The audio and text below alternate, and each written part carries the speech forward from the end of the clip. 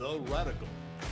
Fundamental principles of freedom, rational self-interest, and individual rights. This is the Yaron Brook Show. All right, everybody, welcome to Yaron Brook Show on this Wednesday evening. I hope everybody's having a great week so far. And ready for another episode of the Yaron Brook Show. 2 today, 2 yesterday, 2 Monday. It's been a busy week. All right, hopefully everybody is on. Yeah, that's better. All right, so we've got, let's just jump in. Taylor Swift. Who ever thought you would hear about Taylor Swift and Travis Kelce, let's not forget Travis, on the Yaron Brook Show? I mean, this is very unusual. I have to admit that my knowledge of Taylor Swift is primarily of her business success. I'm not familiar with her music. I doubt that I would like her music, but I'm just not familiar with it. I probably heard it. It's probably everywhere, right? So I probably heard it at some point, somewhere. I've seen pictures of her in costume and just pictures of her because she's everywhere. You can't not see Taylor Swift if you're in this world, in reading the media or on Twitter or anywhere. Really, she is everywhere, and she's a billionaire. She's the biggest thing in music from a financial perspective, possibly ever. Her tour, which is global, is sold out everywhere.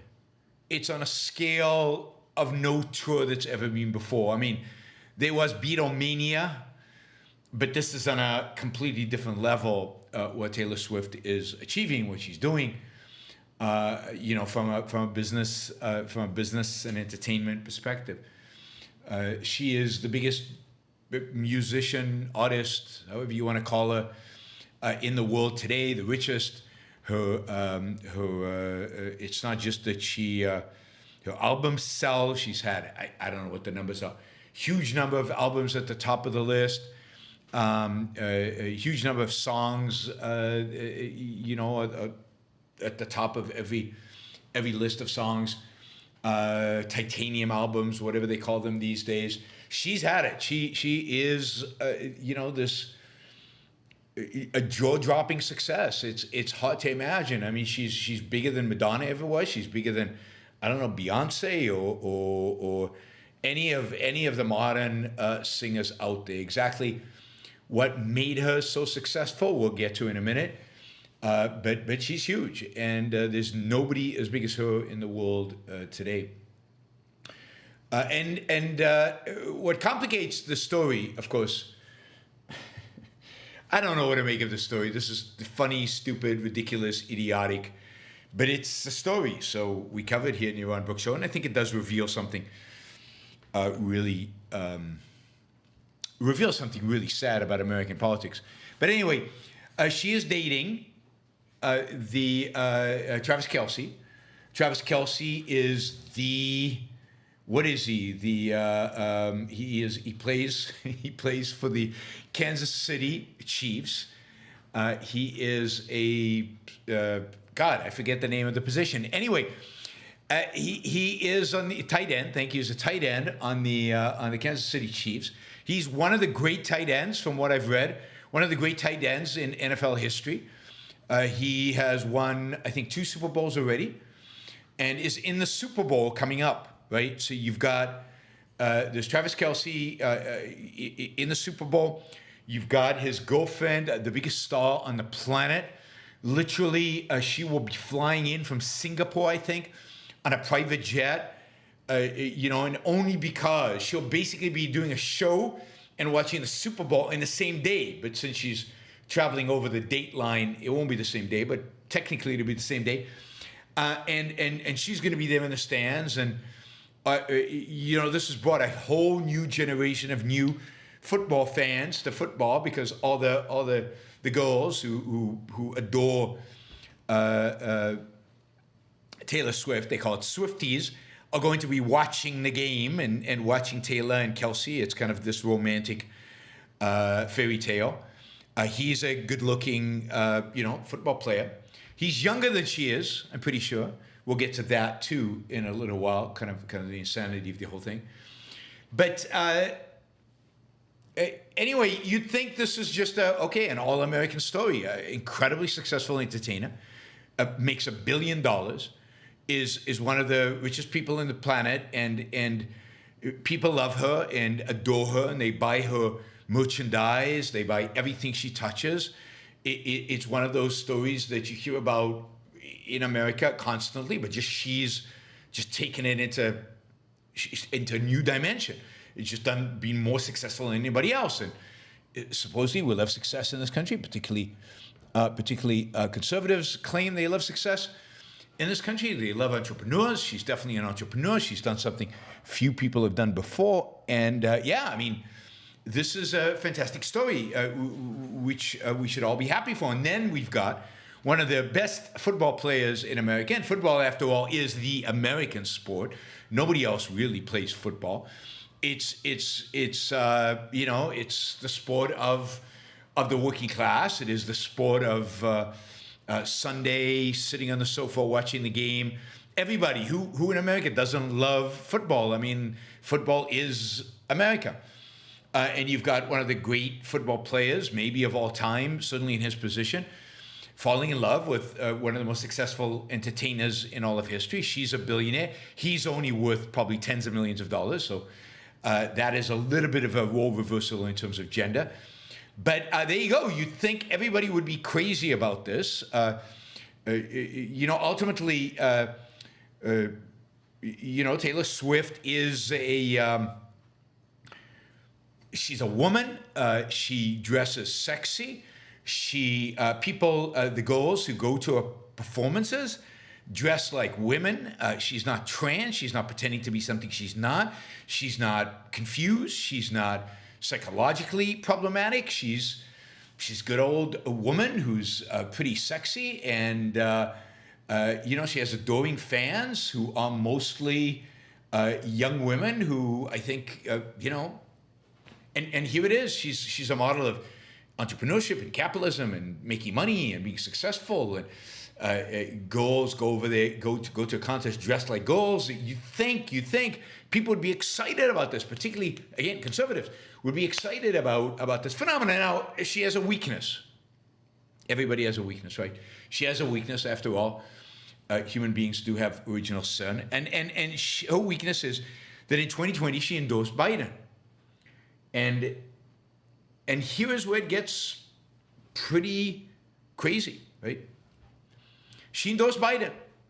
She's not a crazy lefty. She's left. But she doesn't act left. She's obviously acting capitalist. She endorsed Biden. That is unacceptable. That cannot be tolerated.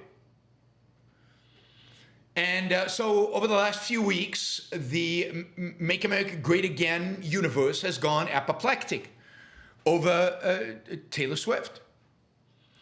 She is we'll talk about what she is, but, let me just give you a few examples, right? I mean, first of all, it's clear Mike Crispy, a congressional candidate who lost, luckily, Mike Crispy tweets, "The NFL is totally rigged for Kansas City Chiefs. Taylor Swift, Mr. Pfizer," we'll get to Mr. Pfizer, Travis Kelce, "all to spread Democratic propaganda. Calling it now, KC wins, goes to Super Bowl." This is just before the previous game that led to the Super Bowl. "Swift comes out at the halftime show and endorses Joe Biden and Kelce at midfield. It's all been an op since day one." Now, Travis Kelce, they hate Travis Kelce.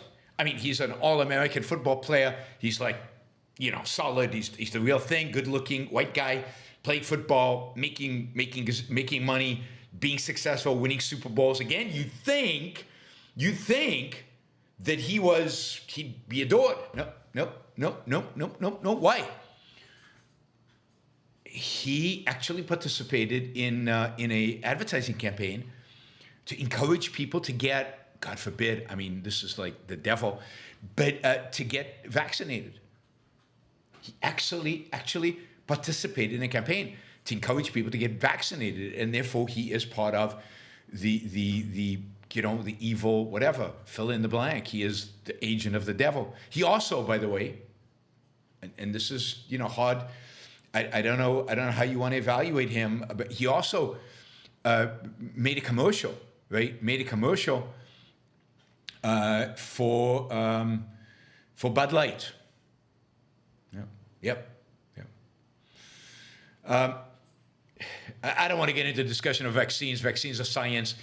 Anybody who doubts the vaccines and the data is ignorant at best, but probably not just ignorant. It's probably a lot worse than that. Aaron Rodgers is just a mindless idiot. I mean, he's a good quarterback. He's a great quarterback. But when it comes to pretty much everything else, he's a mindless idiot. And the fact that he has Atlas Shrugged in the back doesn't redeem him from the fact that he's not that smart when it comes to anything other than football. But that's okay. That's okay. You guys go along with the vaccine mythology of the right. This is Vivek. Vivek writes tweets. Vivek is trying to stay relevant, of course. Tweets, I wonder who's going to win the Super Bowl next month. And I wonder if there's a major presidential endorsement coming from artificially, culturally propped up couple this fall. Just some wild speculation over here. Let's see how it ages over the next 8 months. So Vivek is now playing into this idea, oh, it's all rigged. This is all just a Democratic conspiracy to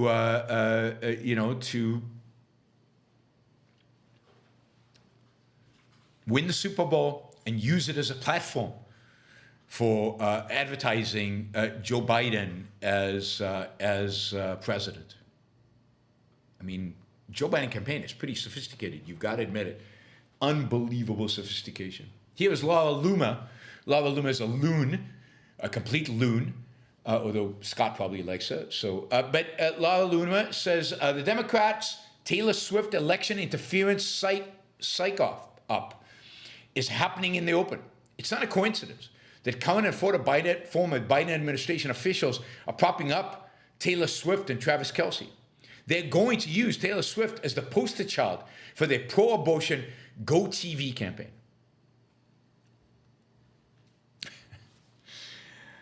I don't. What do you say about this? It gets loonier and loonier. But this is loony stuff.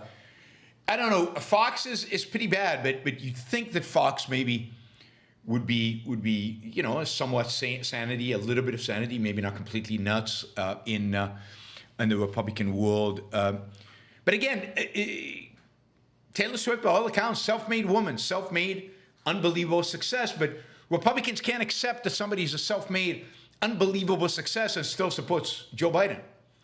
So here is Jesse Walters' explanation for what is going on with Taylor Swift, because it just can't be. It can't be that somebody endorses Biden and then goes on and becomes a billionaire and even dates a football player who happens to be in the Super Bowl. Something very suspicious is going on here, people. Wake up. Wake up. The world is being taken over. Here is Jesse Waters, who is just a straight-up Fox guy. Well, Taylor Swift's the biggest star in the world. Sorry, Gutfeld.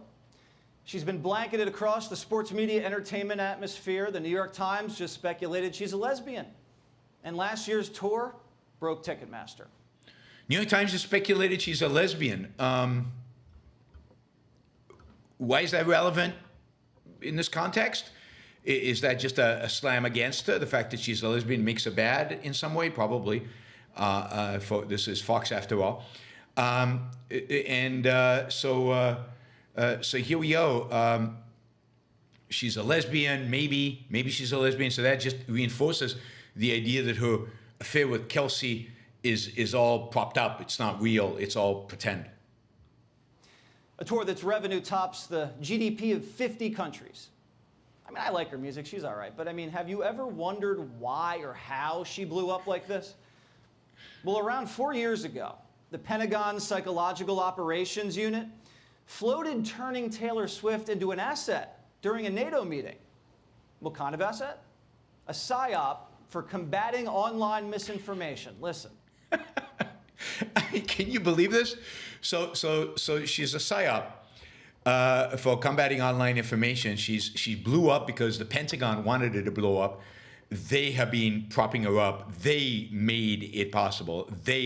I mean, this is Fox. This is not some crazy channel. We'll get to the crazy channel in a minute. This is Fox. Now, here's the presentation from the Pentagon, right? This is a presentation at some summit, some conference, public conference, by the way, public conference, not some secret hidden away operation. Notice the woman making the presentation; she can barely speak. But this is the Pentagon's secret operation to take over America by using Taylor Swift as a psyop.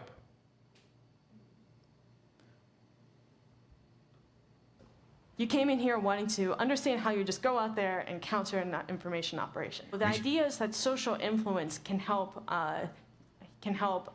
encourage or promote behavior change, so potentially as like a peaceful information operation. I include Taylor Swift in here because she's a fairly influential online person. I don't know if you've heard of her.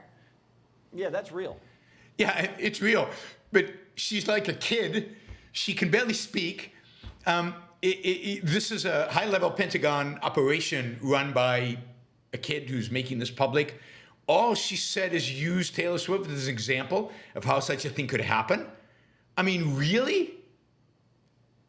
But he doesn't stop there. The Pentagon PSYOP unit pitched NATO on turning Taylor Swift into an asset. Is that what you saw? I didn't online. see NATO being pitched of This anything. is nothing new. In the 1950s, the government strong-armed Louis Armstrong into doing propaganda tours across Africa. Exactly the same. The CIA did the same thing with jazz singer Nina Simone, except they did it without her really knowing. In the 70s, Nixon enlisted Elvis in his war on drugs. He gave the king a badge and named him a covert federal law enforcement agent. Wow. Michael Jackson was tapped by Reagan, using his song Beat It in his public service campaigns against teen drinking and driving. But covertly, I Jackson take it. persuading minors not to drink. Anyway, so is Swift a front for a covert political agenda? Primetime obviously has no evidence. If we did, we'd share it. No evidence. No evidence. And yet, this is a 5-minute story on it. How do you do a 5-minute story on something that you have no evidence about? And you're willing to admit that you have no evidence about? This is journalism? This is amateur, not 101. This is nobody. I mean, it's just unbelievable. Unbelievable. All this is to get this idea of a psyop out there. No evidence, just stick it out there so that people start talking about it. So it creates online chatter. This is like the lowest, and everybody's talking about this, by the way. Now, everybody online is talking about this. It's become a huge story. Off of what? Off of no evidence and off of just rampant, ridiculous, stupid speculation that should be just a joke on Saturday Night Live, but is now, people are selling this as real. This world is literally insane. This world is nuts. And this is on the right, where now everything is political. Truth doesn't matter. Reality doesn't matter. Sanity doesn't matter. All that matters is who's on what side, who's on which team. All right, we got to do one more of these because this one is precious. She is amazing. This is OAN. So granted, this is a marginal right-wing news show, but this is MAGA. This is Make America Great Again World. This is the foundations of Trump's supporters. These are the people who flood the media with this craziness and nonsense, and who dominate his supporters. This is why this country is going to hell if he wins, because it only emboldens these nutcases, these completely insane people. Now, this is the difference. They're insane people on the left. They're complete wackos on the left. Completely insane. Completely insane. You know, all the woke and the DEI and the but you know, and the pro Hamas, and I mean there's an unlimited number of insane people on the left, but they're not going to be president of the United States, and they're not this close to the president of the United States. They're marginalized even by their own people. This is at the heart of it. This is at the heart today of the Republican Party. All right, watch this. This is a classic. Pop star celebrity sweetheart joins forces with the top dog in the NFL, playing for the team that's going to the Super Bowl. I mean, let's be real here. This is bread and circuses on steroids. Major league sports, in and of itself, is nothing but a psyop. Get kids plugged into the cycle of going to public indoctrination camps, playing sports for their school, and going to games. Many end up devoting their entire childhood to competing in various sports. Isn't that awful? Only to be cut from the team, at which point they become brainwashed into supporting professional teams because they know their dreams of becoming a pro athlete will probably never happen. So then they become obsessed with some grown man who gets paid millions of dollars every year to throw a ball around while promoting poison death shots and child slave labor through various brand deals and endorsements. So sad. Imagine being so brainwashed by sports you actually show up to your team stadium to shovel snow for free so you can watch a bunch of grown men who are overpaid tackle each other. God, Americans used to love sports, right? People on the right in particular used to love sports, particularly football. What has happened? This country's gone insane. At least some people in this country have gone completely insane. Scott Walker. Scott Walker was the governor of Wisconsin. He was a good guy. I like Scott Walker. I would have voted for president if he'd lasted beyond, I think, the Iowa caucuses, whenever it was that he ran. And I think it was the same year that Mitt Romney ultimately was the candidate. Scott Walker was good. He broke the unions in Wisconsin. He was a tough guy. He was a good governor. He tweets this with a picture of Travis Kelce. He tweets, "Funny how liberals are interested in the opinion of a white man living in the 1% who does work for Big Pharma, an insurance company." Oh my God, an insurance company. And Big Pharma, of course, Big Pharma, we know how evil Big Pharma is. An insurance company and a business accused of using sweatshops. She also mentioned sweatshops because he must have a clothing line or something that it probably is accused of being sweatshops. Everybody uses sweatshops. Most of the clothes you wear were produced in sweatshops. This is Scott Walker tweeting, and who has a girlfriend who is going to fly around the world in a private jet to watch him play. And what's the problem with that? Why is that wrong? And it's not liberals. It's regular Americans. It's just regular Americans. It's not like Travis Kelce and Taylor Swift are the favorite of the woke crowd. They're the favorite of average Americans, the people who go to their shows. People who go to their shows are not the crazy left. They're just regular people. People who watch the Super Bowl. Believe me, the woke people don't watch the Super Bowl. They're not interested. They're very much like the crazy right. They think football is awful. They're just regular Americans. So Scott Walker is making fun of regular Americans because they're interested in Kelce and Taylor Swift.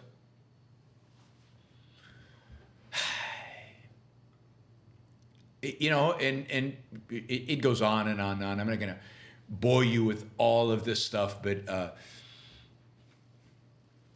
when you watch the Super Bowl, remember, it is going to be rigged. So no point in watching. 49ers will lose because it's rigged.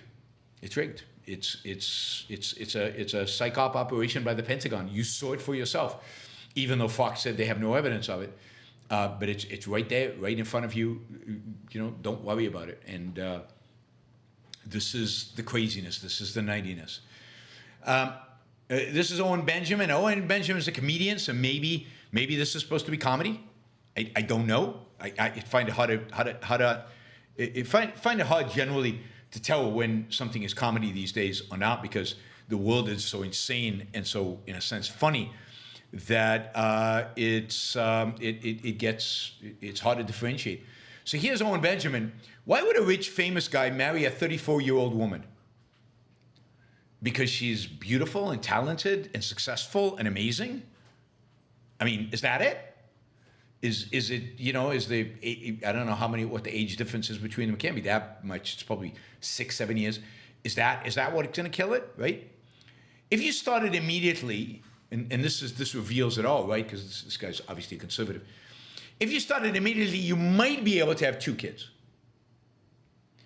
And she's publicly had sex with a ton of guys. Well, that rules her out. If you've had sex with a lot of guys, rules you out. I mean, I think attitude should be the exact opposite. She has experience. This is great. I mean, don't you want somebody with experience? In every other field of life, in every other application of life, you want to have somebody with experience. Except somehow, when it comes to sex, it has to be a virgin who knows nothing, doesn't know what they're doing, and God, help me understand you people. Despite her wealth, she's very low quality for any successful male, really, at $1 billion. And in her physique, with her physique and the way she looks, give me a break. Maybe this is comedy after all. Just seems weird and almost like he's a gay guy. Why would a successful man want a middle-aged woman who's always on tour? Could it be because he's gay? Now, of course, this connects to the rumors about her being a lesbian, so that all fits. And then he adds, where was that thing? He says, there's a type of guy who marries the 34-year-old train wreck who's always gone. He looks very, very gay. My theory is he wants access to Taylor's young fans.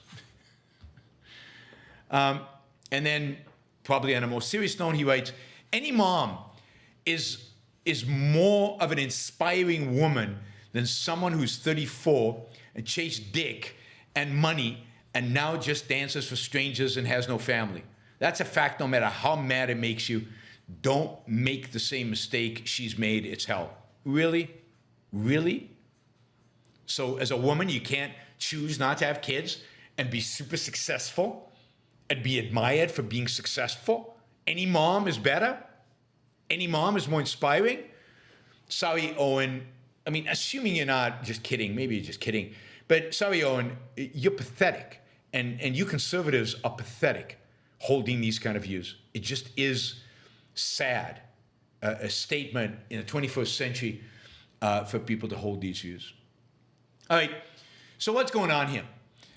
Well, a bunch of things are going on here. One is, look, the reality is that Trump has drawn out the wackiest, craziest, most insane people on the right, and he's mainstreamed them.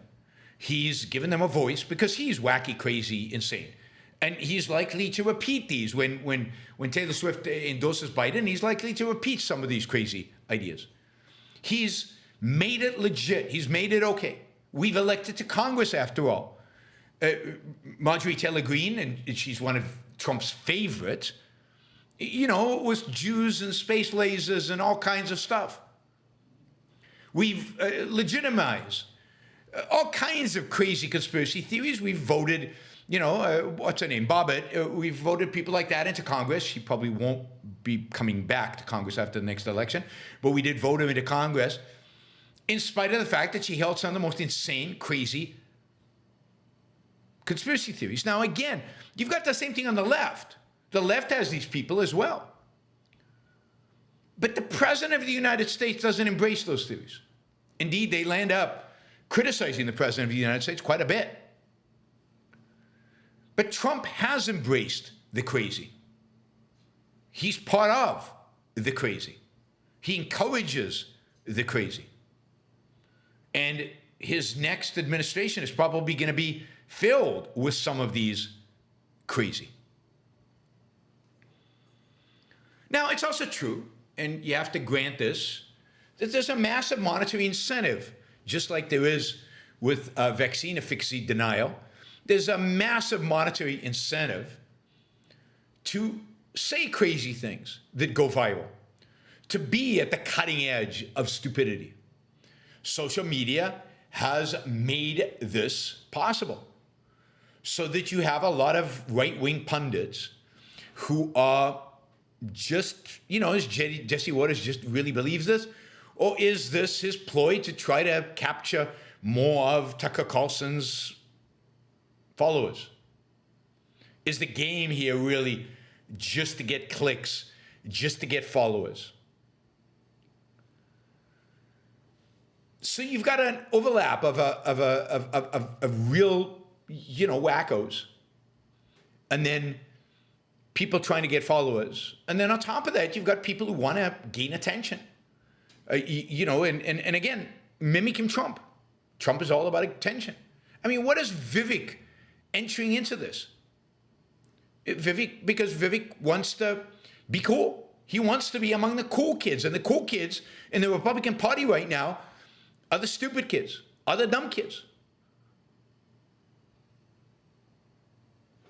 Oh, did I say the cutting edge of stupidity? I don't know who said the cutting edge of stupidity. Are you citing me or somebody else said that? Because I don't remember saying it.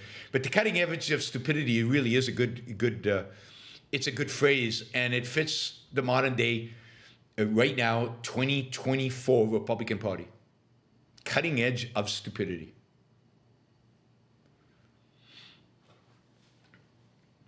There is also a wing of the Republican Party, and again, it's a stupid wing, but it exists, of just paranoid people. People who are convinced, at least I think so, I think they're convinced, unless it's all a show, that the world really ends. I mean, there was Flight 93, that was serious, right? If we don't elect Trump, it's the end, the world is finished, we're all dead. If we re-elect Biden, he's going to come after all of us. We're going to be arrested. We're going to go to jail. There is this real paranoia among this fringe in the Republican Party, and it's everywhere. And if you consider that paranoia, then whoa, it could very well be. It could very well be that that the Pentagon has unleashed Taylor Swift on us as a secret weapon to try to manipulate the election and get everybody to vote for Biden. I mean, it's amazing to me how people who generally don't think the government is that sophisticated and able, or at least never used to, now think that the government is all-powerful. That they can pull off a psyop like this. That they can fool millions and millions of people around the world. Wow. I mean, that's amazing. And of course, what this all is leading to is really, I think, the collapse of the Republican Party. The Republican Party is a party of losers right now. It should have won the Senate last election, but it chose as its candidates people who are wacky, crazy, losers. Dr. Oz. They chose as House members. They should have won the House. If you remember the predictions about winning the House, well, they were going to win the House by 40 members, 50 maybe. You remember the red wave? They were going to take the Senate and dominate the House. They didn't. Why? Because most Americans like Taylor Swift. Most Americans just think she's fun. Most Americans love the Super Bowl, and they don't think it's rigged. And they don't care what Travis Kelce's political views are. They really don't. I mean, as long as he's not taking a knee, but even when they take the knee, people still watch football. They just want to see a good game. And the fact that he's good looking and she's successful and good looking, hey, they make a cute American couple. And people love that.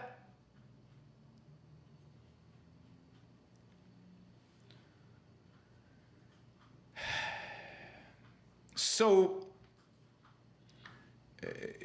this is suicide for the Republican Party, and they're in suicide mode. There's no question about that. They are letting the wackiest people go out there and represent them, and because it's on Fox, and become people like Vivek and Scott Walker amplify this. It doesn't seem like it's just the crazy, wacky people. It's not just Laura Luna or whatever she's called. It seems like more reasonable people are picking up on this. And it's these crazies that are being inspired, motivated, and emboldened by Donald Trump that are destroying, what was a political party, not a great political party. I was always critical of them, but at least something. Now there's nothing. The best they can do, as we'll talk about tomorrow, the best they can do is claim that now Zuckerberg is responsible for teen suicides rather than maybe the parents who should watch what their kids consume on social media. But no, Zuckerberg is responsible. They should have seen Hawley and Cruz and McConnell and all these, just beneath contempt politicians going after Mark Zuckerberg today and other, social media CEOs. That's them at their best.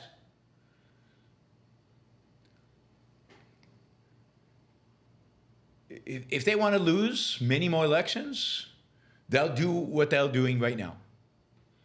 They will, go after abortion in every single case everywhere, including going after a doctor. If you remember, a doctor that did an abortion on, what was she, a 12-year-old girl or a 9-year-old girl who was raped and was pregnant, couldn't get an abortion in her home state. She had to go to another state to get an abortion, and they still went after the doctor. Yep, that'll get you a lot of votes.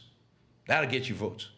Or the woman in Texas whose fetus was going to die anyway, and who wanted an abortion because if she went to term, she probably would never be able to have kids again, and the fetus was going to die anyway. And they denied her an abortion in Texas. The Texas Supreme Court denied her an abortion. She had to go out of state to get an abortion. And then there was some talk about potentially, they never did this thankfully, about arresting her when she came back to Texas. They think this is a winning strategy. And then making Taylor Swift into some kind of Pentagon ops operator, or the NFL is rigged in favor of Biden. They really think this is going to win? Yes, it'll rally the crazies. It'll make America a great nation. Enthusiastic, they'll love them. But is that going to get the independents, the more rational Republicans, excited to come out and vote? No. I mean, Republicans have an amazing chance of taking over the Senate in the next election, just like they had in the last one. It was tilted in their favor dramatically. This next one tilts in their favor even more. The one after that, not so much.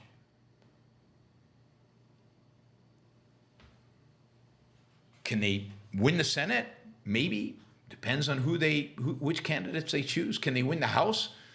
Again, can they increase their lead in the House? Maybe not. Maybe they lose the House, given this wackiness. And can Trump win?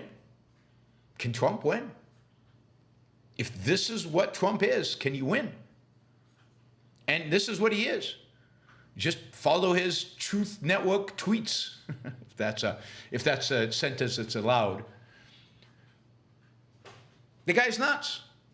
He's angry, he's vindictive, and he's nuts. But that's okay. You guys want to make him president. There's enough people out there who want to vote for him.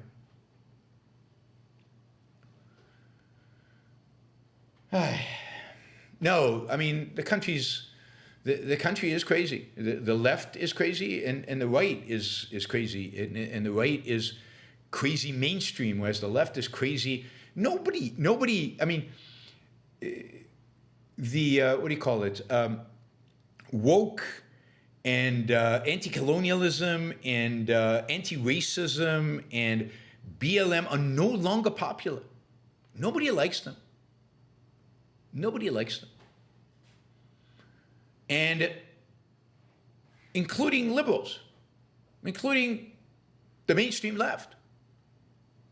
The problem is that these crazies are the mainstream right. They're it. Fox News. Presidential candidate who Trump has embraced. A former governor. Politicians. People solidly in the mainstream right. In the mainstream MAGA right. But MAGA is the Republican Party today. I don't know. The only thing that can save this country, in my view, I've said this before, nobody listens. The only thing that can save this country is a massive defeat of MAGA. Every MAGA candidate needs to be defeated. Donald Trump needs to be defeated. That's the only thing that will wake people up and maybe resurrect a solid alternative to the Democrats. Because right now, there is no alternative to Democrats. And there's no sane alternative to Democrats. Anyway, that was entertaining in a sick, crazy, weird kind of way. But yes, you know, who knew that I would do a show where the centerpiece was Taylor Swift and Travis Kelce. I'm going to watch the Super Bowl, I think. I'm going to root for the 49ers, but not because of Travis Kelce, just because I rooted for the 49ers from the days of Joe Montana. And I haven't watched football at all this season, but you know, it's the American thing to do, to watch the Super Bowl. You get some pizza, you get some beers or whatever. You sit and you watch the Super Bowl. I mean, it's a fun, enjoyable thing to do. If I schedule a show during the Super Bowl, please tell me that I'm not supposed to do that. We're supposed to watch the Super Bowl. So anyway, we can do that. All right.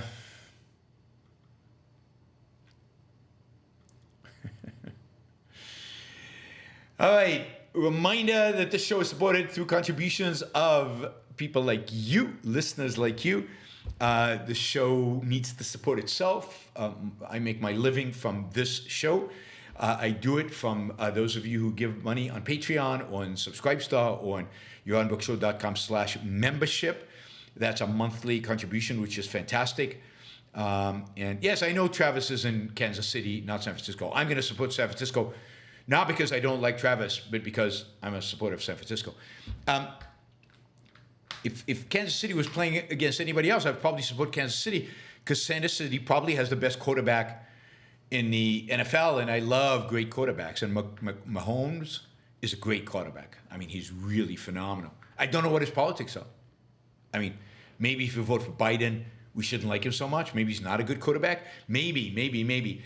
If he actually voted for Biden, then it will turn out that he is actually got a secret Pentagon implant that makes him a better quarterback, just so he can then endorse Biden and win the Super Bowl. Something like that. There has to be a reason, right? You can't actually endorse Biden, can't actually be a Democrat and be good at anything. That couldn't be possible. That's completely wacky. All right, so what was I saying? Yes, you can support the show, and of course you can support the show here with a sticker. Stickers are good. Justin just did a $10 sticker, and it's his first super chat ever on a live stream. So thank you, Justin Gold. Really, really appreciate it. Steve also did a $10 sticker. Maybe what we should do is just get everybody to do a $10 sticker. We'd blow away our goal. I mean, if everybody watching now, we got 130 people watching now, just did a $10 sticker, that would be fantastic. Let's see, who else did stickers? But maybe they're not $10. I don't know, but there were some other stickers. Yeah, Glenn Nicolini did a sticker. Thank you, Glenn, and everybody else has a question. But just do stickers. That way you don't have to ask a question. You don't have to come up with something. But of course, if you want to ask a question, do so. $20, $50, $100, $200, $500 questions get priority. Again, remember, this show does not exist without support from you. So thank you guys for making this. I mean, this is a pretty cool profession. I do this and I give public talks. That's most of what I do. And that's a lot of fun, right? That's a lot of fun I can do those things and make a living at them, and I love them and enjoy them, and it's a blast. So, all right, here we go. Super chat. Liam, it is easy. By the way, you don't have to do $10. You can do $2. You can do $1. You can do $100. Whatever you want. $10, just there's a trend going. A few $10 would go a long way.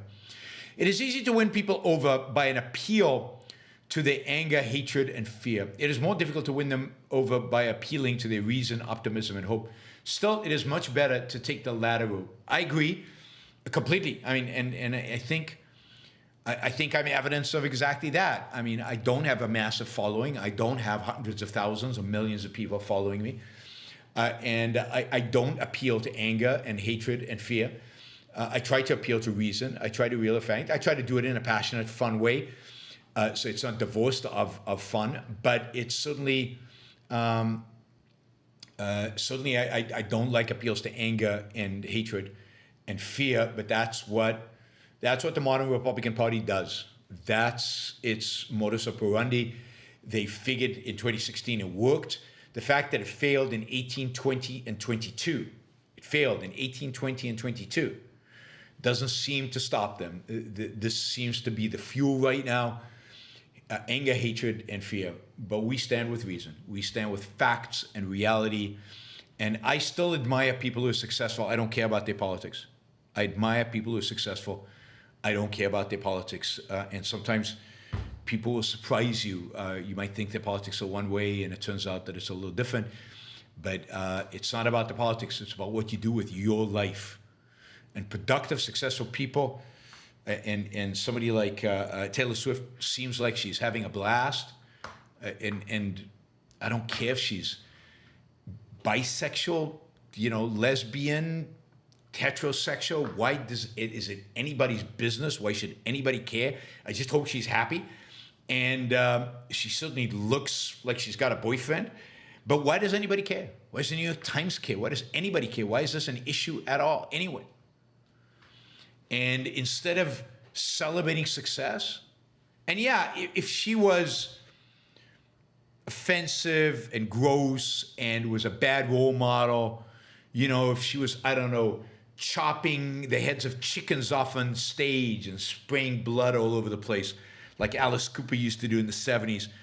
I get it, not a good role model, don't want my daughter going to see her, stuff like that. But it sounds like that's not the case. It sounds like she's pretty, I won't say wholesome, because I think that's an awful word, but she just seems like a successful entertainer who's done a really, really good job, and who people really, really like and enjoy, and there's reason to celebrate her and her success. All right. Oh, we're going. $9.99 is trending right now. Jeffrey, thank you. Friend Harper, thank you. Right, let's just keep the $9.99s going. If we do enough of those, yeah, we can definitely, again, we got 120 watching. So, Michael asked, you said in the News Roundup show that it would be okay for Israel to use force to destroy the October 7th shawarma restaurant in Jordan. Is this not an egregious rights violation? Even scumbags have a right to free speech. Well, do they have a right to free speech in an authoritarian country that, I mean, the big challenge here is that Jordan is at peace with Israel. If Jordan was an enemy country, you could do it, but I certainly would. So probably wouldn't do it given that they're a moderately friendly country to Israel. But I certainly would object and express my objection. But yes, you're right, Michael. They have a right to free speech, as despicable and horrible and disgusting as it absolutely is. If free speech was applicable in a place like Jordan, they have a right to free speech. Of course, free speech is not exactly applicable. Who exactly plays by the free speech rules in Jordan? Don't insult Allah. You might be in trouble. Don't do a bunch of different things. You can insult Jews, though, and you can celebrate their murder.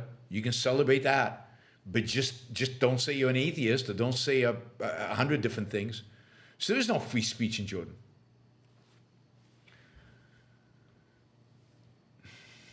All right, Harper Campbell.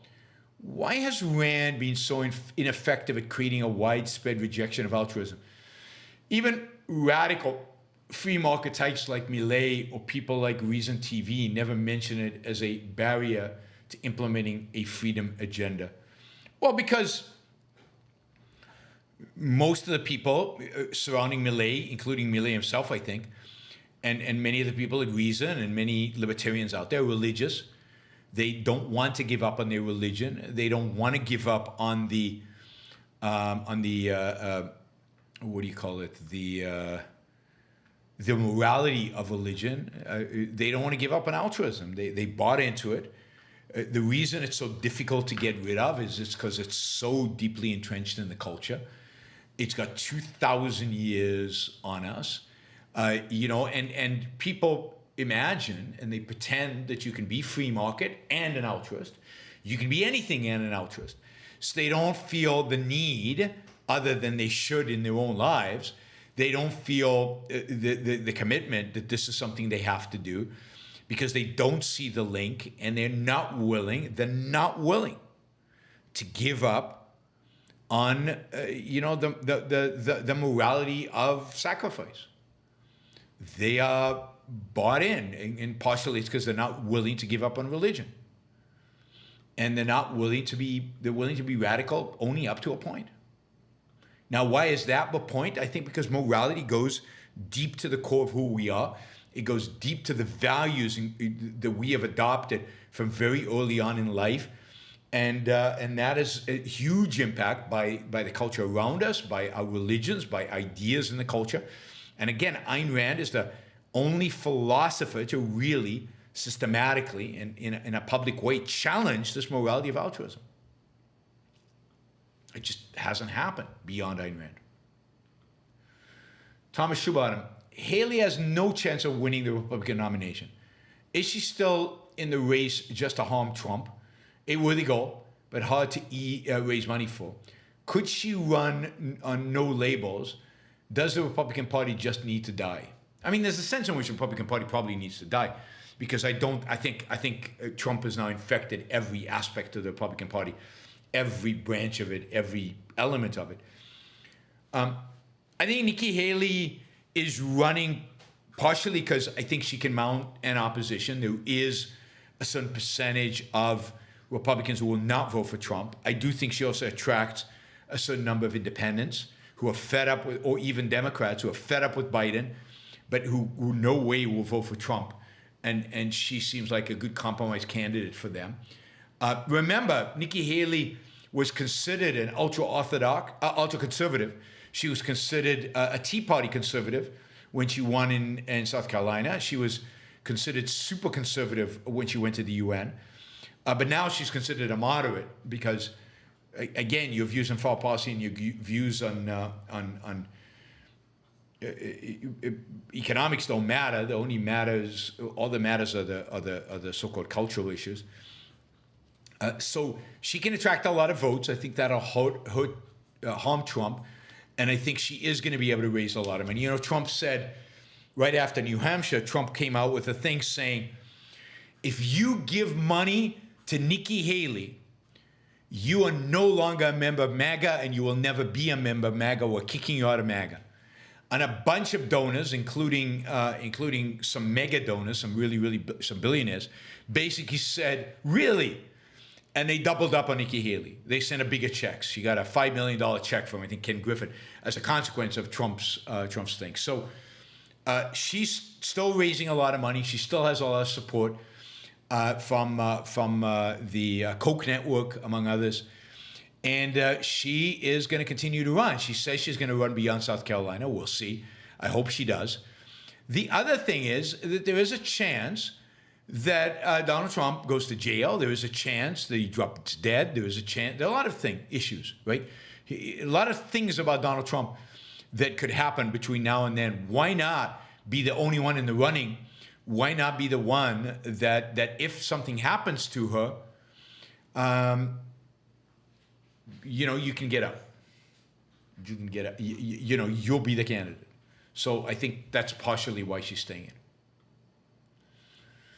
Anna Leroy, do you think the MAGA faction of the Republican Party could lead to a new political party, similar to how the collapse of the Whig Party during the divided time led to the Republican Party and President Lincoln? I mean, yes. I mean, it's possible, and I wish it would happen. I just don't see who it's going to be. Who? I mean, if you look at the senators, who is going to leave? Rand Paul's not going to leave. He's completely bought into Trump. Ted Cruz, Marco Rubio, they've all kissed the ring. They're all part of MAGA. Who is not part of MAGA? Who is not bought into MAGA? It's pretty much everybody has. Pretty much everybody has. Ted Cruz has sold his soul to MAGA. I wish. I mean, there were the days where I thought Ted Cruz, Mike Lee, Rand Paul could be a base for a new political party that was much more free market oriented. But they all sold out. They all sold out. And now Mike Lee is one of the worst of all of them, all the senators. So, no, I don't see it. Could Nikki lead a new political party that would replace the Republican Party? I just don't see it. I don't think she has enough of a base. I don't think she has enough political connections. Maybe. I mean, we'll see. It's going to be a very interesting few years. Whether Trump wins or loses, it's going to be fascinating. If he loses, how does the Republican Party recover? Does he still remain the dominant force in the Republican Party? Does he pull off another "they stole the election"? And the people support that? I mean, look what happened to to Liz. God, I can see her father's face, but I can't remember his name. The vice president. Anyway, Liz Cheney. So look what happened to Liz Cheney. Completely kicked out of the party, couldn't even win an election in her own district. And she's marginalized. There's no political party around Liz. There's nobody to bring to the party. So I just don't know who that could be.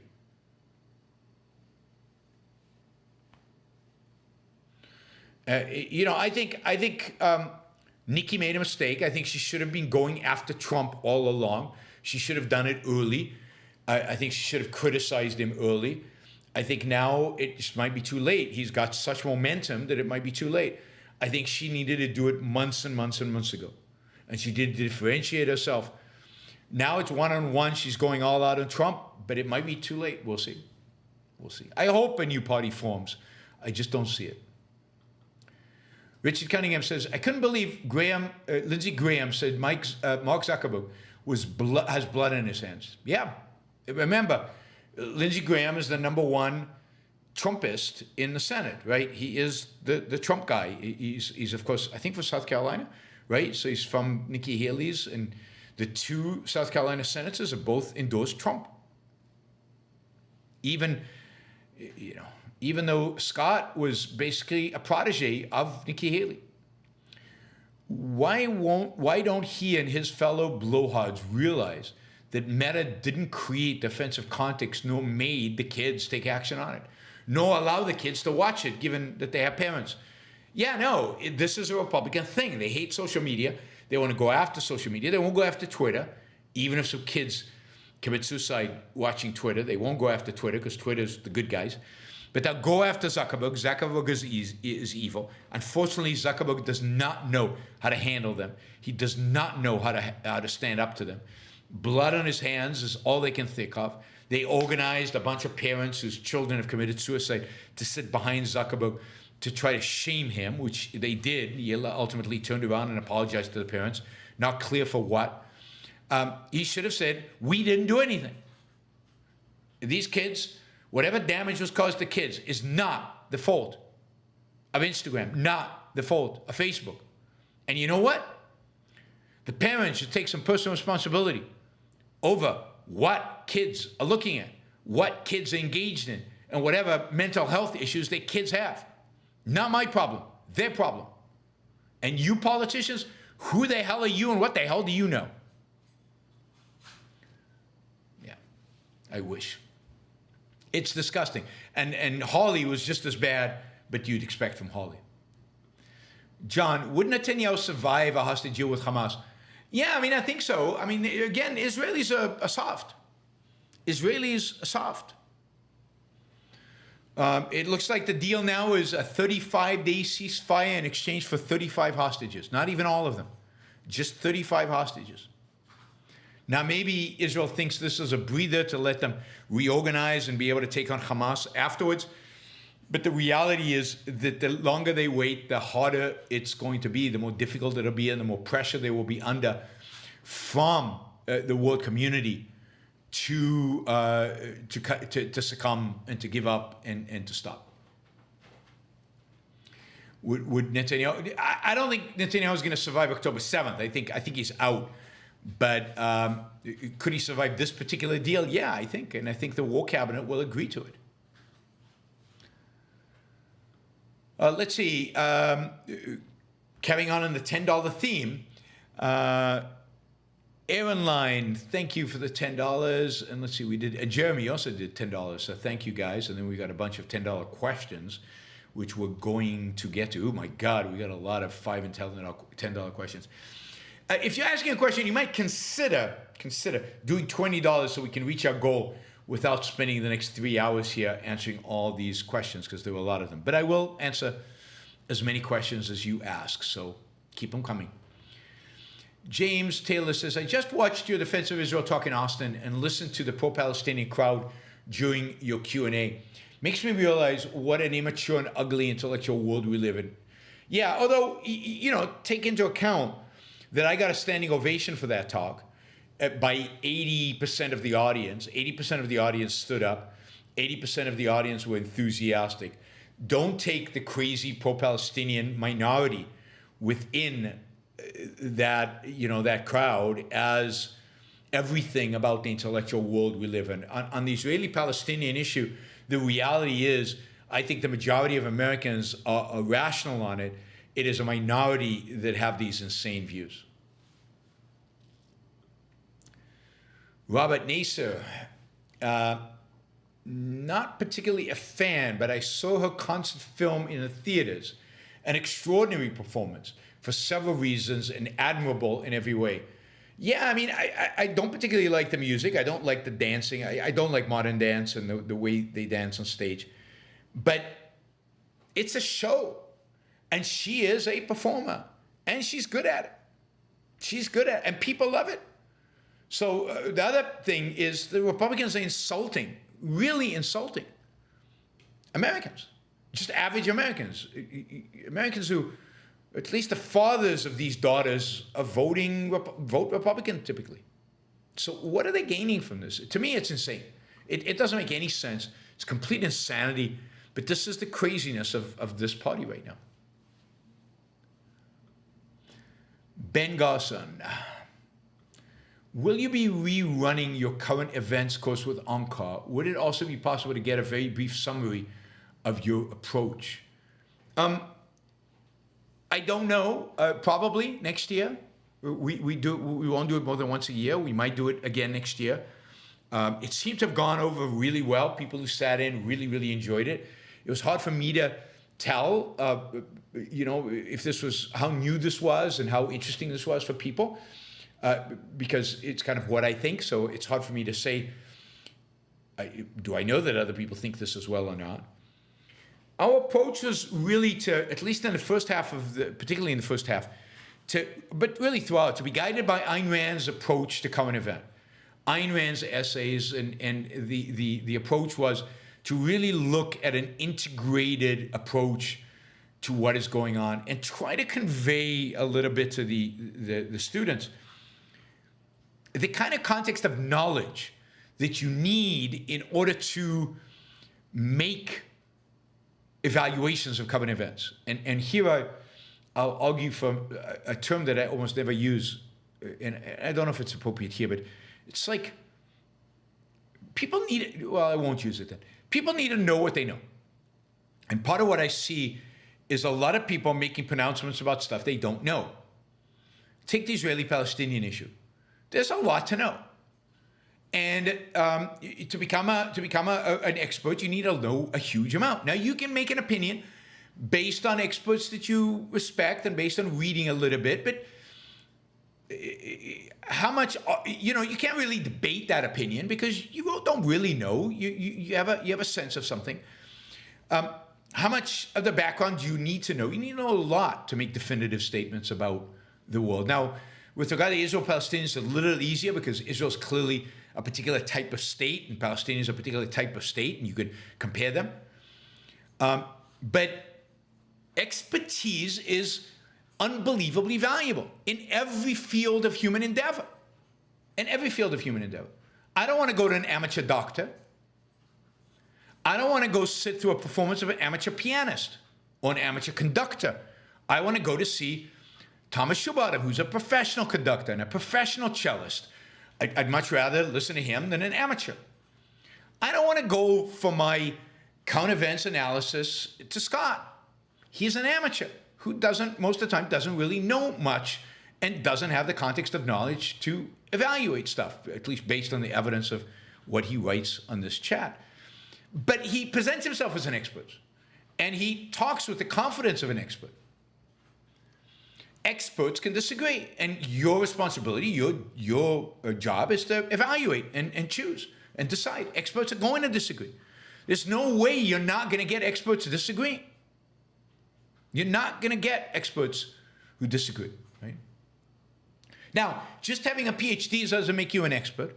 Just having a column in a newspaper doesn't make you an expert. Paul Krugman is not an expert in economics. And, well, Edward, you should go listen to Scott's show and you should leave this one. What are you doing here? Why are you wasting? I still don't get this idea of people wasting their time listening to me when they have such a low opinion of me. It's really bizarre and says something about their life. I wouldn't do it. The fact that somebody considers himself an expert, the fact that somebody considers himself an expert, the fact that somebody has credentials as an expert doesn't make them an expert.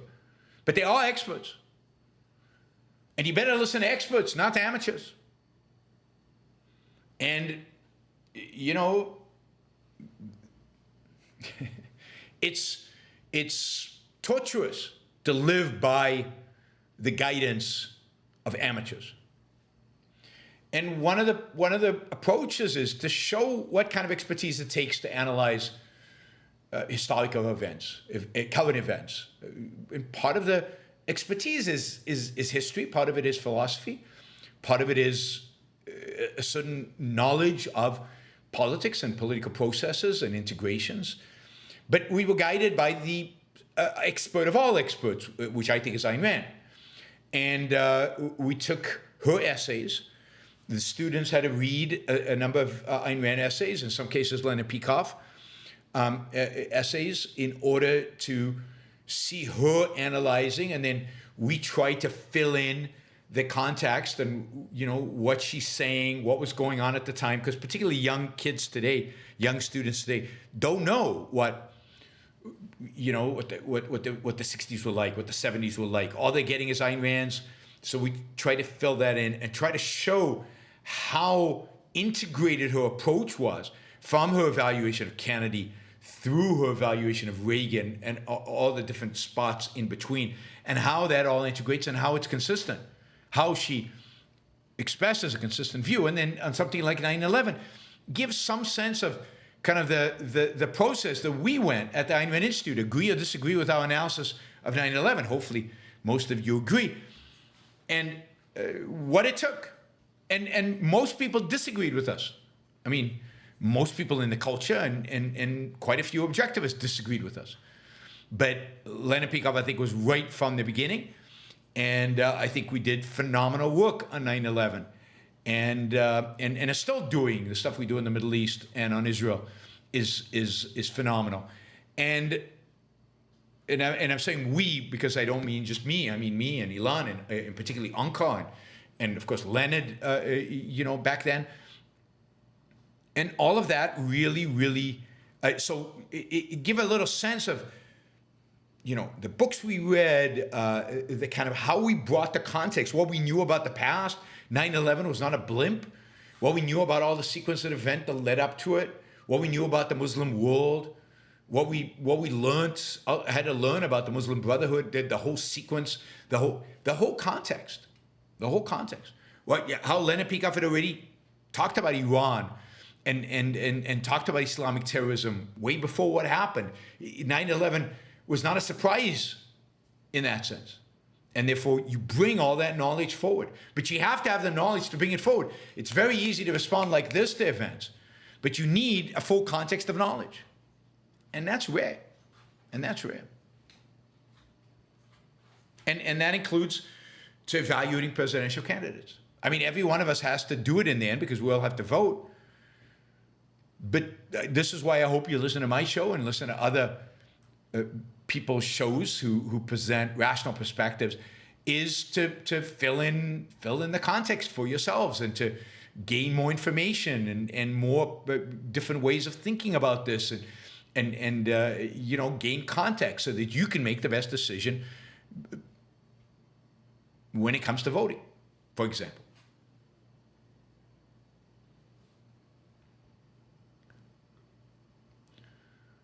All right, Thomas. Milei obviously has many of the right ideas, but does he know how to transform Argentina's economy in practical terms? Is it even possible in the current climate to significantly shrink a big welfare regulatory state? I think he actually does. I think he probably has a better understanding of that than of anything else, of how to do it in practical terms. He's a real economist, and I think he's got people around him who know enough about the practical world in order to do that. There's enough expertise.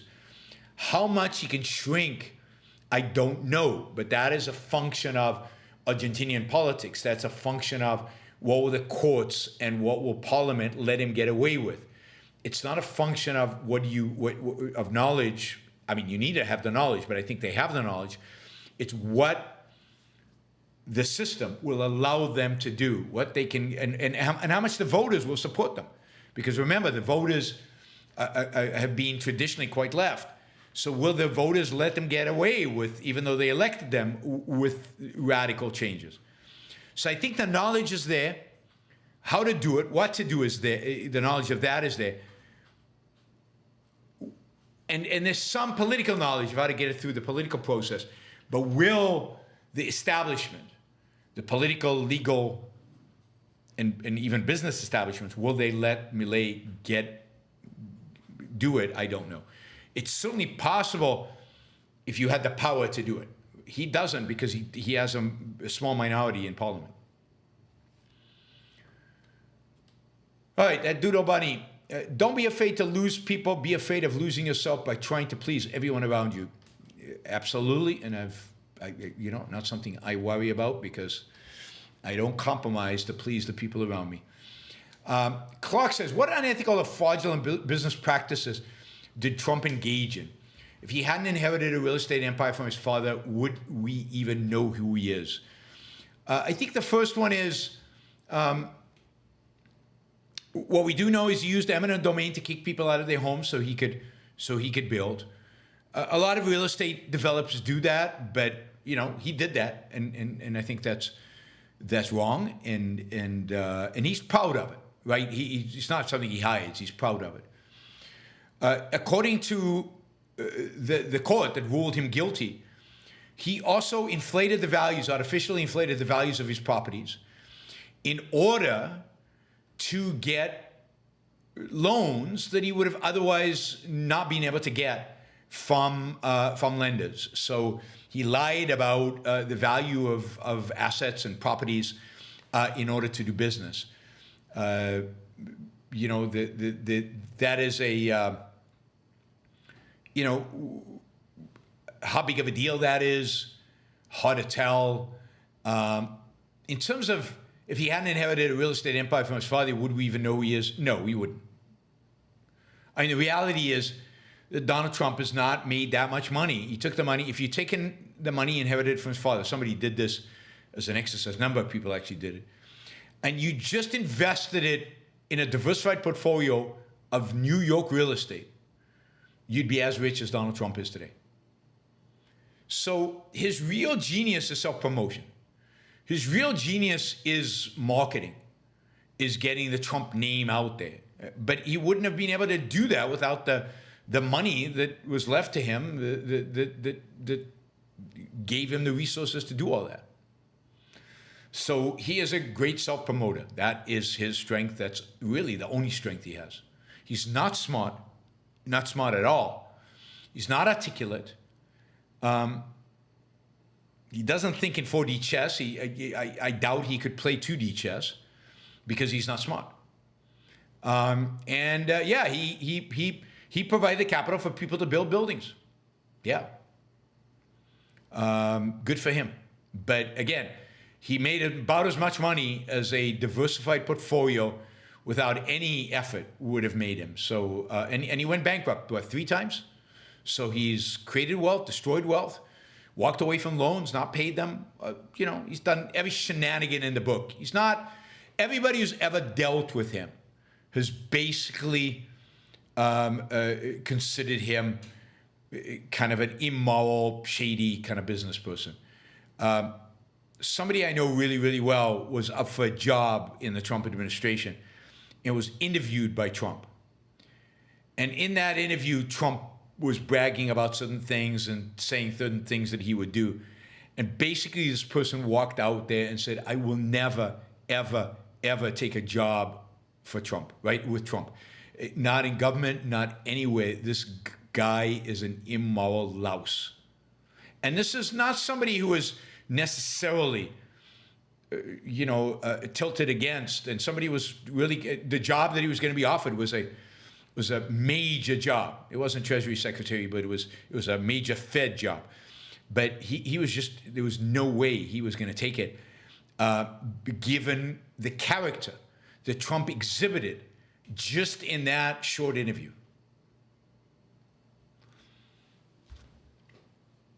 And this guy's a good judge of characters. Michael says, the forces of anti-reason were able to suppress the mind for over 1,000 years during the Dark Ages. I don't think they can do it today. I don't think they can do it today either. But we will see. Let's hope you and I are right. I hope so. They're certainly going to try. JJ Jigbees, this all reminds me, have you seen the movie Wag the Dog? It's very, very funny and holds up. It seems like the level of public deceit, they could remake the movie with this premise, quite comical. Yeah, it's a movie about going to war in order to beef up your poll numbers so that you can win an election, bring the country together, and stuff like that. Happened before, so and it was. I think it was supposedly Bill Clinton and the Kosovo war that the United States got involved in. Ryan, the word is insane. Insanity has a lot to do with this. Ryan also, hi Yaron. Know any good gulches anywhere? No gulches, unfortunately. Puerto Rico, I don't know. About as good an escape as anywhere else in the world. Vandy, did you see that Matt Walsh had the goal to defend the moon landing and his idiotic following is now turning on him? The MAGA right is bonkers, as if we didn't already know that, but still. Really? So Matt Walsh's audience is turning against him because he defended the moon landing. I mean, you can't make this up. You cannot make this up. Yeah, I mean, why you would want to be in any capacity involved in the MAGA world, I have no idea. Run for your life. Matt, Republicans are the preliminary to American Nazism. They certainly seem to be preliminary to authoritarians. There's no question about that. Dumb authoritarians at that. Why no one stops punks throwing soup on Mona Lisa? I mean, they arrested after the fact. It's hard to catch them in the act. I don't know why they don't check their backpacks and take away soup. I don't think you're allowed to bring liquids into the Louvre, so I'm not sure how they see it. Luckily, the Mona Lisa is protected with glass. It's just an act of symbolic vandalism. They should spend a significant time in jail to think it over. But they're just performance art idiots. I mean, talk about insane, stupid, right, left, all of them, ugly. Ugly, ugly, ugly. Jeremy Kleeman, the Democrats' crazies may be less mainstream, but living in New York City, it's hard to say I agree with that based on my own experience. Potentially. I mean, certainly New York City has a lot of them. San Francisco has a lot of them. But once you get out of a few of those metropolitan areas, the rest of the country is just crazy right. So, and has very little, if any, crazy left. And even in New York, they did vote for Adams as mayor, who's nowhere near the crazy left to some of the people who are running for mayor. In San Francisco, they seem to be tilting away from the crazy left, at least politically. So I think generally the country is moving away from the crazy left. I think the crazy left is in decline across the country. And I think the Israel-Hamas thing has just made it more obvious how crazy the crazy left is. Ed, the first chip implanted by Neuralink, Elon Musk, was done. Yes, I talked about that on the show yesterday. The name of the chip is Telepathy. I think a discussion of the ethics of chips in brains would be interesting. I mean, I don't think there's much of a discussion. I mean, chip away. That is, it's not the chips that are in the brain that's an ethical issue. It's an issue of what you do with it. That's where ethics intervenes. But the existence of chips and a chip brain interface, some kind of interface between the chip and the brain, it's happening. It's a reality. It's going to happen. And morality doesn't say anything about not doing it because it could clearly be used for good. So then the question is, when would it be immoral? It would be immoral if it was used to control your thoughts. It would be immoral if it was used to coerce you into doing something that otherwise you wouldn't want to do, and a bunch of things like that. You'd have to come up with standards that would make something like that, the use of something like that, immoral. Aunt Sam, congrats on the front page article today in the Austin Statesman.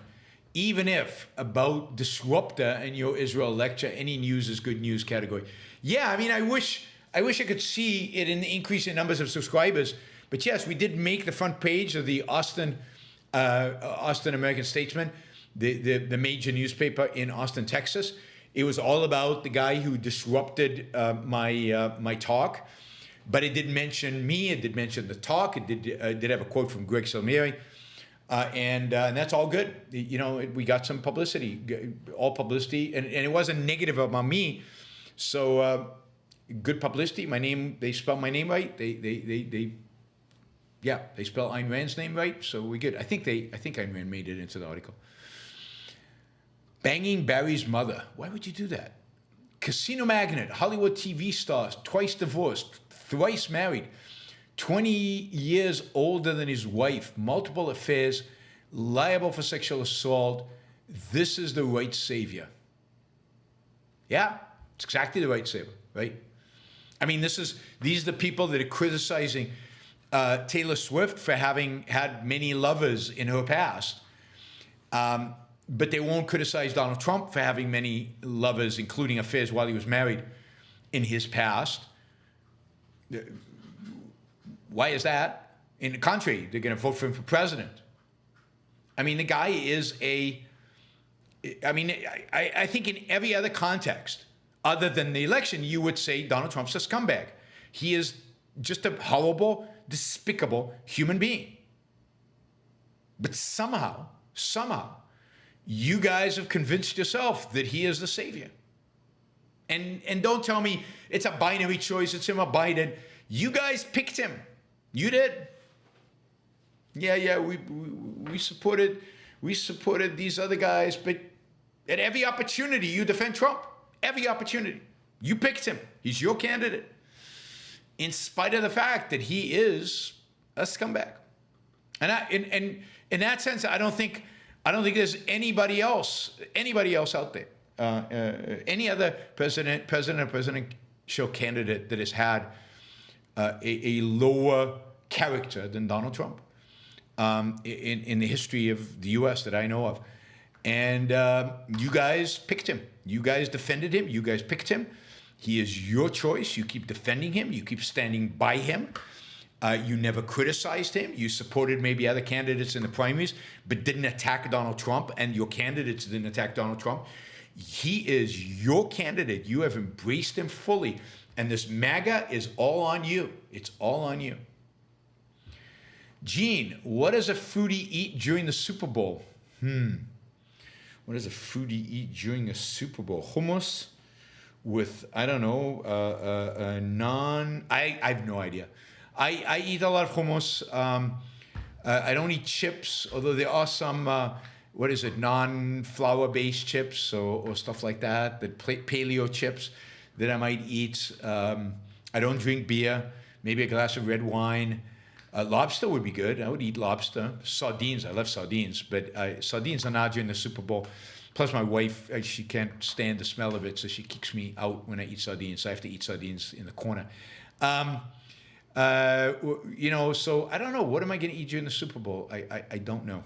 I don't know. Maybe Jeffrey has some ideas on what I can eat during the Super Bowl. Maybe he can send me over like a takeout gourmet meal for Super Bowl meal, especially. I try to snack on healthy food. You know what I probably eat, which is what I probably eat most of the time anyway, which is my dominant snack, is nuts. I'm nuts for nuts. I eat an assortment of nuts, a complete assortment of nuts, and I just have a big bowl of nuts, and I munch on nuts all day, and yeah. On the Leroy, who would have predicted in 1858 someone who lost almost every election they stood for, only winning one state house race and one U.S. House race, and losing 8 others, Abe Lincoln would win the presidency? Yeah. Who would have predicted? I'm not sure what the parallel is here, but yeah. I mean, nobody would have, I don't think they would have predicted, but there you go. He won the presidency. Nobody would have predicted that Donald Trump would have won the presidency either. But there's a big, big difference between Abe Lincoln and Donald Trump. Philip Weller, most young people in today's culture think of factory farming as unethical. What's your view? Is there something immoral about unnatural living conditions and suffering for the animals? No, I don't think so. I mean, animals don't have rights. There's no reason to torture animals for no reason. I think that's immoral to torture them for the sake of torturing.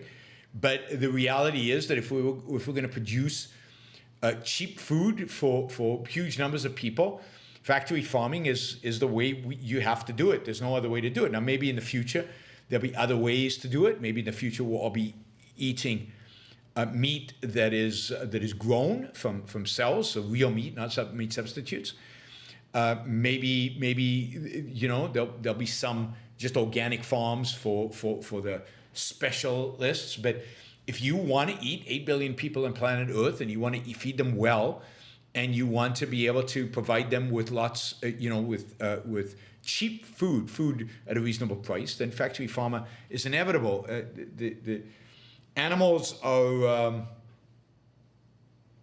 particularly pets, you want to take care of, but what are you going to do with chickens, really? I mean, you really care about chickens that much? Or what, are you hurting their feelings? Are they feeling pain? Even if they're feeling pain, it's for a purpose, and the purpose here is human beings, human well-being. And animals, nature, reality is there for human beings to use in order to benefit themselves. And again, no reason to unnecessarily torture an animal, but sometimes it is necessary for them to be in somewhat pain, or them to be not in a natural environment.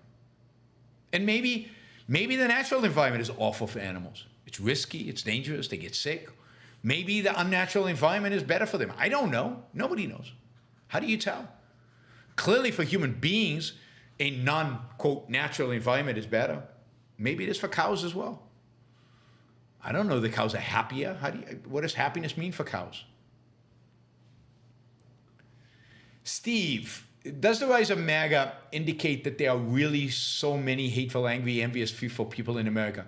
Or is it because mainstream Republicans are so vacuous that it was easy for MAGA fringe to move in? I think there's a lot of anger in America. I think there's a lot of anger and hate but mainly of all the things, all the emotions you mentioned, I think the main emotion that exists, and I saw it in the Tea Party, right? The Tea Party was huge. So it wasn't just the main thing is fear. What you really see in America is fear, particularly among older, working class, working class, lower middle class people out there. There is fear. They don't understand the modern world.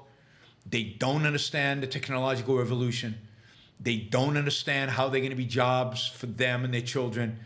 And their children seem to be fine. It's remember, Trump voter is older, significantly older. Trump voter is uneducated or less educated. The Trump voter is fearful. So I think there is a lot of fear. And there's also a lot of vacuousness, and the mainstream Republicans didn't stand for anything. At least MAGA stands for something. What? Alleviating fear, at least. Right? So it's... yeah, I mean, William says Vivek had some good ideas about a free economy, and that's true, and that's why he couldn't win. Then he almost immediately went off the deep end about the southern border. And yes, that's the votes he got. The votes he got were the votes of MAGA, who he was young and more dynamic than Trump. But he didn't get it for the free market stuff. Nobody will vote today in the Republican Party for free markets. It just isn't. Even the Libertarian Party, even the Libertarian movement now has become weirdly anti-immigration, nationalistic, crazy, anti-Israel, anti-American. These are supposedly the free market types. So there's no group there that you could say pro-America, pro-robust self-defense of America, and pro-capitalism. There's just nobody out there. The best you can do in that configuration is somebody like Nikki Haley, who's somewhat gets America, somewhat is pro-America national defense, and somewhat pro-capitalism. But that's the best you can do.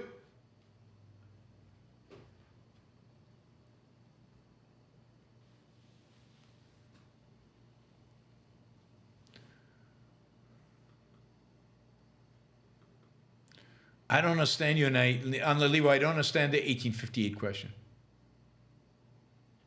Link them together. What was the other question? I'm looking for the other question to see if on the Leroy. Do you think MAGA faction of the Republican Party could lead to a new political party similar to how the collapse of the Whig Party during the... So you're linking Lincoln's election. I don't know enough about that history to give you a full answer in terms of how he won and how that is related to the split between the Whig and the Republican Party. I just don't know enough about that period in politics in American history, and I don't want to make stuff up, because when I don't know, I don't know. All right, thank you, Stephen. Michael, did you see Milei's interview with the Wall Street Journal today? Incredible. Sounds like an unapologetic full stream ahead. Ayn Rand hero. I haven't. And he didn't do it today. It was a few days ago, because I saw it up a few days ago. I still need to see it. I will definitely watch it. Keep calm and carry on. Going to Israel soon. Any hidden spots you recommend visiting? Also, what's your favorite city? I mean, my favorite city is Haifa, but it's also a boring city for a tourist to go to, but it certainly is my favorite city to live in. Tel Aviv is dynamic and modern and hip. Jerusalem is filled with history, but it's too religious for me. But yeah, I mean, I definitely go. Well, I mean, I don't know how much traveling you'll be able to do, but the Golan Heights, the up in the Galilee is beautiful stuff. But there's maybe a war going on with Lebanon right now, with Hezbollah going on over there. The desert is beautiful. The south is beautiful. You should definitely look up Boaz Arad, the objectivist over there. He will give you a lot of good tips of what to see. You know, Tel Aviv is just a great cosmopolitan, very cool city. Eilat is very touristy these days. I mean, not now probably, but lots of hotels. It's a beautiful setting. It's a beautiful location. But Excuse me. But it's very, very touristy. Masada, again, if you can make it in there, Masada is technically in the West Bank. So whether they'll allow tourists right now to Masada, Caesarea is beautiful. Caesarea is on the coast, so it's easy to get to, and there are no problems. One of the best Roman ruins you will see anywhere in the world. I saw a number of music concerts in Caesarea. I saw, I think, Paul Simon there. I saw, what's her name? You will be disappointed in me, but I saw, oh God, the 1960s. I think Joan Baez. I think I saw Joan Baez there. Anyway, yeah, Caesarea is a beautiful, beautiful place on the Mediterranean. Ryan Ward, like the show, it helps with the AI algorithm. He's not allowed to say algorithm. So yes, please like the show before you leave. It helps with the algorithm. It helps promote the show. It helps us get more subscribers. It helps get the word out there. So please, if you don't like the show, don't like it. But if you like the show even a little bit, please like the show. It doesn't cost you anything. It's cheap, and it helps a lot if you want to help the show. We're right now at 81 likes, 127. We probably had 400 people in and out of the show. Hopefully, we can get up to over 100 likes before the show is over. All right, we're almost done. Gene, I'm totally eating Chinese lobster for the Super Bowl. Chinese lobster, cool. I want to eat Chinese lobster for the Super Bowl. Mark Thomas, wish to reach out by email, schedule for February. Yeah, just drop an email to me and to Angela. You've got our email addresses. Reach out and be responsive. And Angela will schedule you for a one-on-one. On the Leroy, what I meant was the man or woman who will lead us out of this mess is probably not well known, just like Lincoln was not. Yeah, but this is the challenge. The challenge is 1658 was peak America in many respects, right? You had slavery, but there was a big opposition now to slavery. We were getting ready for civil war against slavery. America was the land of individual rights. There was an understanding of individual rights. There was an understanding of capitalism. I mean, the North was as capitalist as any place has ever been on planet Earth. So there was an environment that could produce a Lincoln. So you couldn't see him coming. But the whole culture, the whole environment was an environment that was just waiting for a Lincoln type to come about. In the world in which we live today, everything about the culture, everything about our surrounding is consistent with MAGA and with the crazy left. There is no respect for markets, for capitalism, for freedom. There is no culture of that. It just isn't. So where's this person going to come from? And even if such a person exists, and probably a lot of people exist who could live up to it, who's going to vote for them? Who is going to vote for them? I mean, there were people who would vote for Lincoln because they lived in a culture that was pro-American. But there's no pro-American culture anymore. The culture today is anti-American. And that's more so in some respects. I mean, that is particularly so on the MAGA and on the crazy left side. They're anti-American because they're anti the values that made America great. So who's going to vote for a Lincoln today? I just don't see it. I just don't see it. I mean, I don't even see Ronald Reagan getting the votes today. I mean, Nikki Haley, who's not quite Ronald Reagan, right? But, God, she's like light years ahead of Trump. Light years ahead of Trump. And they vote for Trump. And the people here in the chat support that.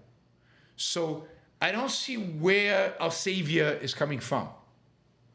And who's going to vote for them. How are they going to be successful in a culture that doesn't respect the ideas of America. I mean, they can mouth "Make America Great Again." They don't know what America means. They can mouth America first, but they don't know what America means. So how can they achieve any of that when they don't know what it actually means? And they don't know what it means. Trump has no clue, and the the Make America Great Again crowds don't know what America is. They don't understand it. They have no conception of it. Richard, I recommend Dungeness crab. Wine and sourdough. Ooh, that sounds good. I mean, the sourdough is cheating, but that sounds really, really good. While cheering for the 49ers in the Super Bowl, sourdough bread has the lowest carbs and sugar. Oh, I didn't know that. All right, sourdough bread, wine, and Dungeness crab. I have to see if one of the chefs in one of my favorite restaurants around here can make us a takeout Super Bowl dinner. I'll see if I can pull that. I mean, what's actually going to happen, because the reality is that in Puerto Rico, the Super Bowl is late. The Super Bowl is only going to be at 7:30 in the evening, right? So I'm already way past dinner at 7:30. I eat dinner very early. So I'll go to a restaurant, nice restaurant. I know which restaurant I'm going to go to on Sunday night, Sunday at like 5:30, eat dinner, and then go sit down, watch the Super Bowl, and not eat any snacks, because I don't eat after dinner. From between dinner and going to sleep, I don't eat. So, and I usually finish dinner definitely by 7, often by 6:30. So I have a weird lifestyle, but that is me. It's going to be tough to be in Europe, where, you know, especially in Spain, where they don't start eating. I mean, the restaurants don't even open until 8 o'clock. I'm spending your Super Chat cash. Absolutely, I'm spending your Super Chat cash on living. I mean, that's what makes it possible. I have to eat, right? Makes it possible for you to do this. I don't do intermittent fasting. So I don't fast in the morning. I have to eat in the morning. I don't function in the morning unless I eat. So I'm not doing intermittent fasting, not in the sense of going for 16 hours. I probably go for 13, 14 hours. 12 to 14 hours is what I go for. But I don't do it consciously. Just I don't eat before bed. I sleep better. I think it's better for digestion. It's better for your health. And then when I wake up, I typically eat. All right, everybody. I don't think we're here to talk about my diet. I will see you all tomorrow morning for a news roundup. Friday for a news roundup. No shows tomorrow evening and Friday evening. So Thursday, Friday for news roundups, and then Saturday for I think this time it's an AMA. Ask me anything with our panel. So that'll be on Saturday. All right, everybody. I will see you all soon, tomorrow.